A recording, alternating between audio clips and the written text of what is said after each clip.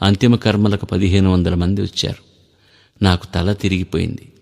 ఈవిడకి ఇంతమంది స్నేహితులున్నారా అని ఆశ్చర్యపోయాను. తర్వాత తెలిసింది, తన కష్టాలు తీరి కొడుకు సంపాదన రాగానే ఆవిడ పూర్వం ధవళేశ్వరంలో లాగే ఇతరుల గురించి ఇన్నేళ్లు కష్టపడింది. ఆంధ్ర మహిళా సభ, స్త్రీ సేవా సదన్, చిల్డ్రన్స్ గార్డెన్ స్కూల్ వంటి సంస్థలకి వెళ్లి తనలా మద్రాసుకు వస్తున్న తల్లులకు బిడ్డలకు సాయం చేసింది. స్కూళ్లల్లో, హాస్టళ్లల్లో సీట్లు, ఉద్యోగాలు, ట్రైనింగులు ఇప్పించింది. జీతాలు కట్టింది.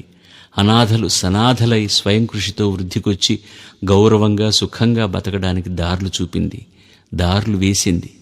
పని జరగని చోట తిట్టి సాధించింది. తిట్లు తిని భరించింది. నా దగ్గర ముక్కు పిండి తీసుకున్న 100 రూపాయలకు 101 రూపాయలు అలాంటి ఎందరికో ఖర్చు పెట్టింది. వాళ్ళందరికీ ఆవిడ ముళ్లపూడి వెంకటరమణ తల్లి అని తెలియదు.